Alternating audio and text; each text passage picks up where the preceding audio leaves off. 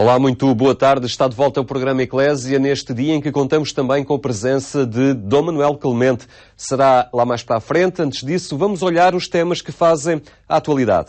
A colaboração dos leigos é o segredo para um dinamismo crescente na paróquia de São José, em Coimbra. No último fim de semana festejou 80 anos de história com a presença do bispo diocesano. A paróquia está inserida na nova zona urbana da cidade de Coimbra. O crescimento demográfico é notório e marca esta comunidade paroquial desde a sua origem.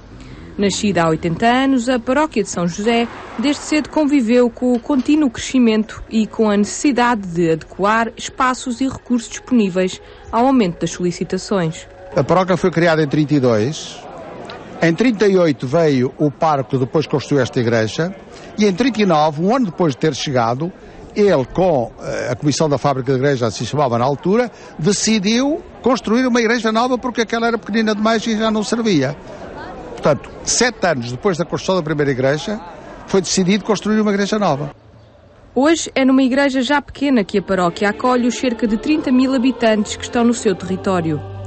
6 missas dominicais, catequese todos os dias da semana e estruturas para respostas sociais permitem dinamizar uma paróquia a festejar 80 anos de história e também 50 da inauguração da igreja. O bispo da Diocese presidiu a celebração que assinalou datas históricas para uma comunidade que encontra na colaboração dos leigos o segredo para o constante dinamismo. Eu posso dizer que o grande segredo desta paróquia, da dinâmica desta paróquia, é realmente o trabalho dos leigos. A nível da catequese, por exemplo, e só um pequenino pormenor, mas que há pormenores que são significativos. A nossa equipa de catequese de infância fez um projeto de celebração do Advento, preparação do Natal.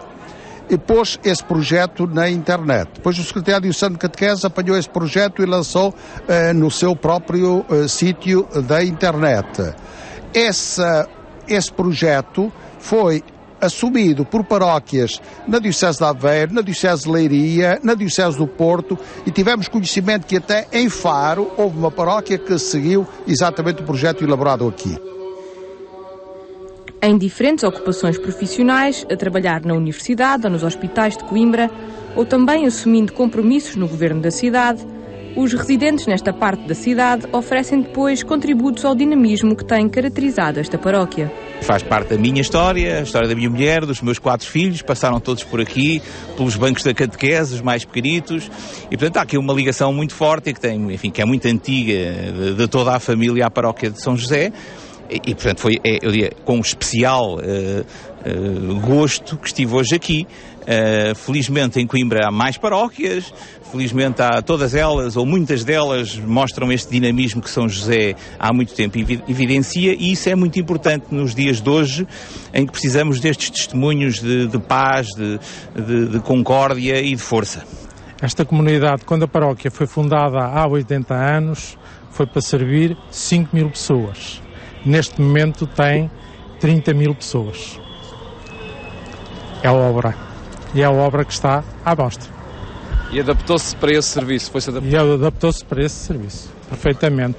Tem o centro social, tem o centro de acolhimento, tem os escuteiros e tem estas 4 paredes, que nós gostaríamos que esta igreja não fosse de 4 paredes, fosse 100 paredes, de forma a que toda a comunidade pudesse participar. Todos os fins de semana somos chamados a participar aqui em várias festas ou mesmo outras atividades que decorram com outros grupos, ou nós, no nosso grupo dos escuteiros, fazemos também muitas atividades, sim. Estamos aqui no meio da cidade e esta paróquia envolve bastantes pessoas e também o que é de salientar os jovens que também têm um papel relevante aqui na nossa paróquia. Sou catequista aqui nesta paróquia já há muitos anos, já me esqueci até a conta, há 17, 18 anos para aí. Portanto, eu estou nesta paróquia desde 78, mais ou menos, que faço parte desta paróquia. E desde aí sempre me senti um bocadinho envolvida, portanto, e sempre que sou chamada para participar, portanto, eu venho. Portanto, isso é que é ser pedras vivas, construtoras. É com a colaboração destes e muitos mais leigos, nesta e noutras paróquias, que o Bispo da Diocese quer reestruturar e dar nova vitalidade a todas as comunidades. Aproximar as paróquias à população, contando para isso com o trabalho dos leigos. É um desafio, recordou também nesta zona da cidade. Evidentemente que se pode esperar mais destes leigos que, mesmo sem serem diáconos permanentes, portanto sem o Ministério, que estão despertos e têm desejo de colaborar e colaboram com a vida da Igreja porque têm uma consciência viva da sua fé. E estes são, por assim dizer, uma multidão de fiéis que têm uma capacidade de chegar aos meios e aos lugares muito maior até do que nós, os bispos, os presbíteros ou os diáconos. Desafio maior é aquela que enfrentam paróquias urbanas como a de São José, onde muitas pessoas chegam de novo e se fixam sem referências paroquiais. É um desafio muitíssimo grande por serem tantas pessoas e por estarem nesta situação, nestas condições, por assim dizer, de quem ficou tranquilamente adormecido na sua fé. Quem nos pode acordar?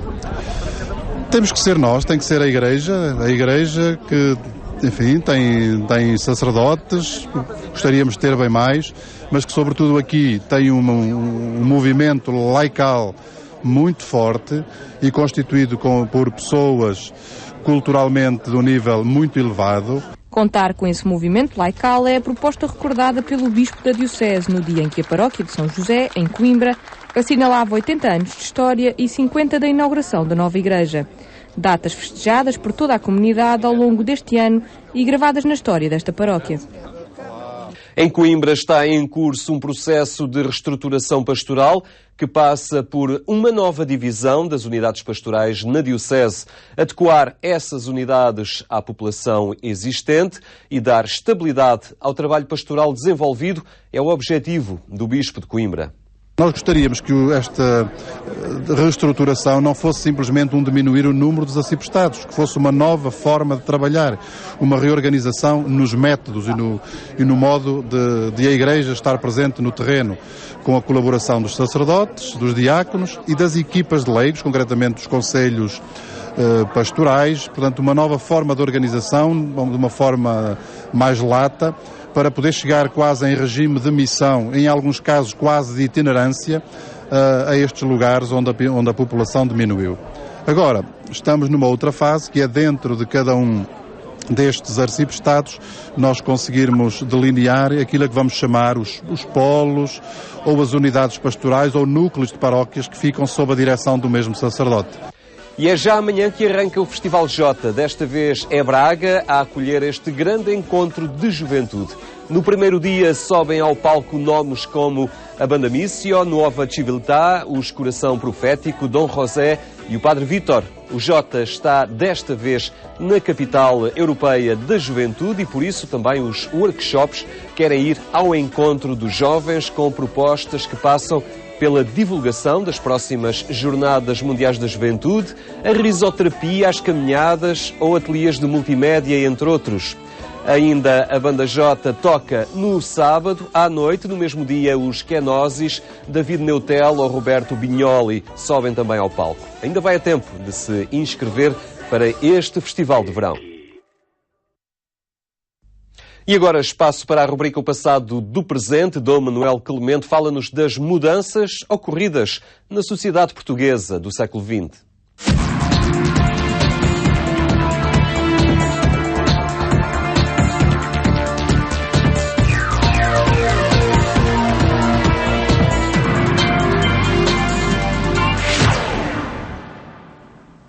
As transformações ocorridas na segunda metade do século XX na sociedade portuguesa e os desafios que colocam à Igreja, nomeadamente à sua tarefa e missão evangelizadora, têm merecido análise do Manuel Clemente neste programa. Cumprimento antes de mais. Boa tarde. Muito boa tarde, obrigado por estar uma vez mais connosco. É uma análise que aqui fazemos precisamente para nos darmos conta e até provocar a atenção a estes aspectos que podem estar embrulhados na nossa história e para os quais não estamos despertos. Como quem está dentro de água não tem a noção que está molhado, não é? Que está molhado do conjunto, até onde é que ela vai, não é? Mas, que fatores são esses que de facto são determinantes para a transformação? Quando mergulhamos, não é que paramos que estão ondas, não é? E por isso é bom parar, meter a cabeça debaixo d'água, continuando a usar a imagem e ver o movimento e ver o conjunto daquilo que aconteceu nos últimos 60 anos. E particularmente, enfim, nos últimos 30 anos, 40 anos, concretamente desde a mudança do regime político e no caso de que vamos falar determinantemente aí. Porque vamos falar de algo que tem sido, enfim, recorrente e que é recorrente, ainda agora em relação às eleições francesas, mais uma vez apareceu aí na comunicação social, mas é, como digo, recorrente, que é a questão do voto católico. O voto católico, né? E do peso que tem o eleitorado católico e do significado que isso possa ter. Bem, a primeira coisa que nós podemos dizer e constatar é que, para falar apenas em Portugal e do século XIX para o século XXI, nós encontramos, enfim, católicos espalhados por diversas forças políticas, por diversas organizações políticas. Portanto, não podemos de maneira nenhuma, enfim, apertar o voto católico num setor específico da sociedade. Agora, há algumas insistências, isso há, quer dizer. Podemos ver que, em geral, apesar de não exclusivamente, o voto católico pende mais para certo tipo de posições políticas e sociais, em geral. E isso também se vai verificar em Portugal a partir de 1964, ou seja, desde que a democracia e o voto livre e a organização de partidos políticos passou a estar outra vez na ordem do dia, o que não acontecia no regime anterior. Não é? E quando nós começamos a ver a série das eleições, desde as primeiras, de 1975, depois Constituinte, depois, enfim, para os governos e para os parlamentos que se sucederam, nós reparamos que há algumas incidências maiores, creio que podemos dizer, desse mesmo voto católico. O que nos interessa é perguntar porquê. Porque, claro, há razões que podemos deduzir imediatamente. Alguns setores mais radicais, mais revolucionários, no sentido radical, de 1974, 75, por vezes, foram muito ofensivos e agressivos em relação a instituições católicas, em relação a personalidades católicas. É natural que tenha provocado a reação do meio católico, mas não basta isso. Não basta isso. Nós não podemos dizer que é porque alguns colégios católicos foram tomados, porque até alguns seminários foram ocupados, até porque a Renascença também foi parada, e foi por causa disso que o voto católico se manifestou mais neste ou naquele campo. Não, essas coisas certamente ajudaram ou desajudaram, conforme a perspectiva, não é? Mas a questão é mais global, é mais ampla, tem a ver com outras características mais profundas, propriamente religiosas, mas eu antes disso gostaria que o Paulo lesse apenas um excerto do professor Rui Ramos a este propósito, porque ilustra. O sentido do voto nos vários distritos nas eleições de 25 de abril de 1965 foi determinado pelas percentagens de proprietários rurais, católicos praticantes e imigrantes. Quanto mais altas, mais votos à direita. Houve assim uma clara divisão entre o norte, com as ilhas, à direita, e o sul, à esquerda. Bem, o que é que nós podemos tirar daí? Quando se diz direita, quer-se dizer geralmente antirrevolucionário. A expressão direita e esquerda, que são expressões herdadas, para não ir mais longe, da Revolução Francesa e daqueles que se mostraram mais moderados ou mais radicais durante essa mesma Revolução, hoje vai também nesse sentido. Quer dizer, a esquerda clássica tem propostas mais revolucionárias e a direita tem propostas mais conservadoras. Portanto, move-se com mais dificuldade em relação às novidades, não é? Quer sejam novidades sociais, quer sejam novidades económicas, quer sejam novidades políticas, em geral a direita propende mais para a conservação do que está e reage com mais vagar às mudanças, não é? A esquerda, e concretamente a extrema esquerda, porque depois há muitas nuances aqui pelo meio e em alguns aspectos nós já não sabemos muito bem se estamos à direita ou se estamos à esquerda. Mas enfim, a esquerda mais clássica, mais radical nesse sentido, mais Revolução Francesa, mais jacobinismo, essa é mais propensa às mudanças, às grandes alterações, às revoluções profundas.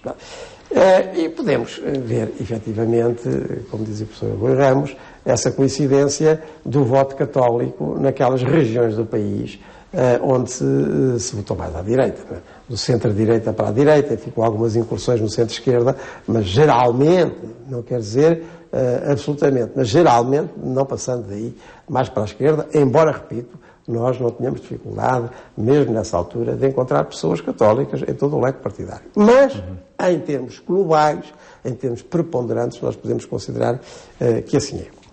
Com este problema, prende-se outro, que quem viveu e conviveu e percebeu minimamente as coisas em 74, 75, 76, se levantava, que era da existência ou da não existência de um partido católico propriamente dito.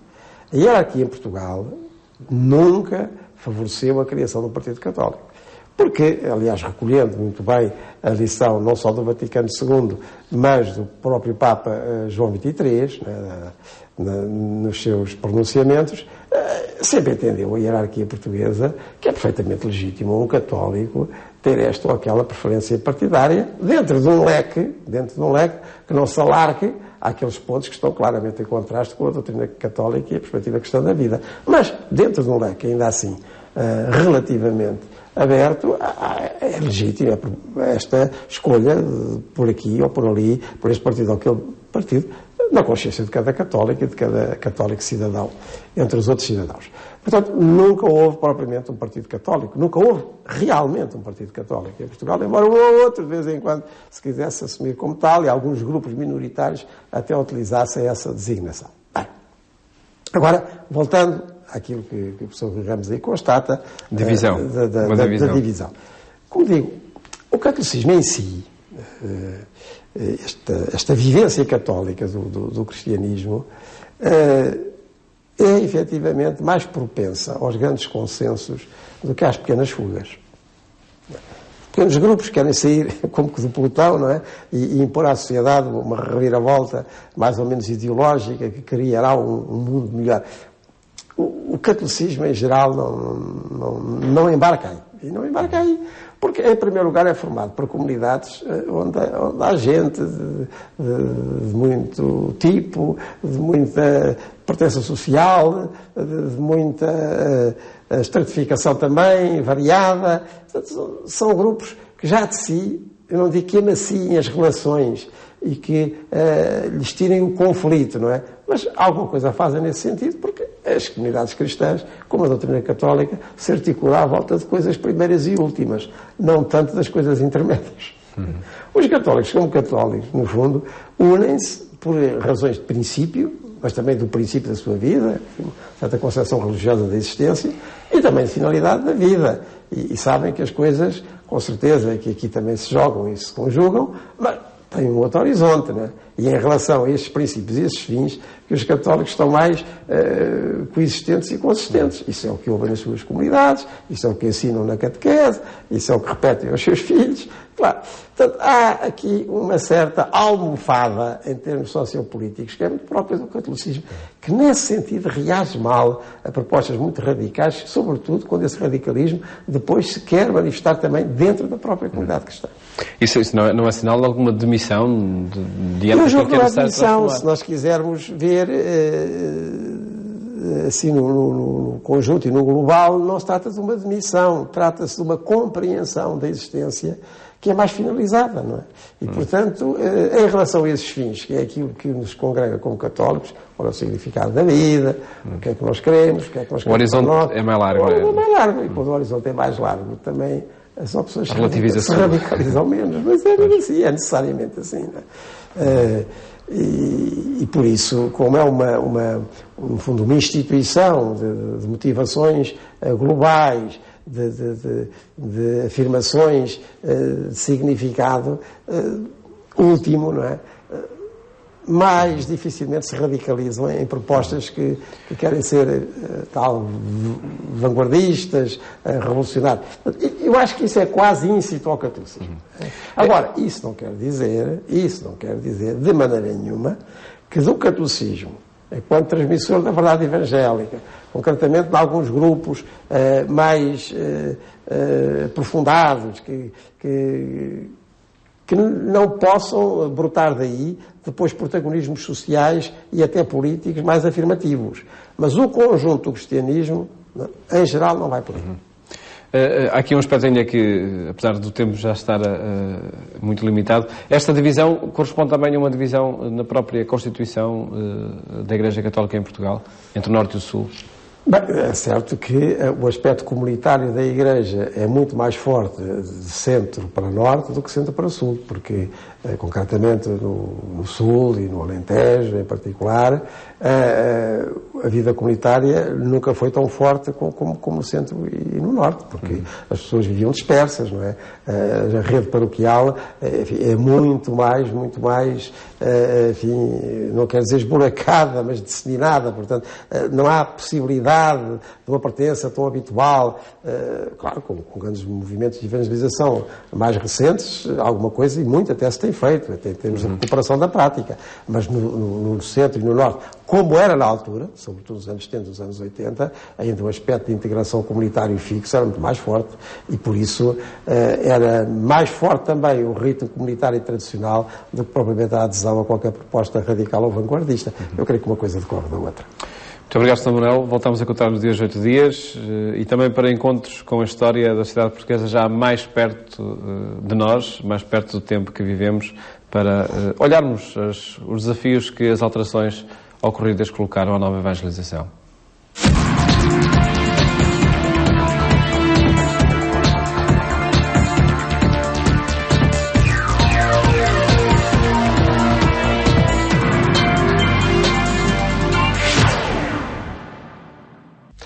Ficamos hoje por aqui. Lembramos que nos pode ver também pela internet, em agência.eclesia.pt.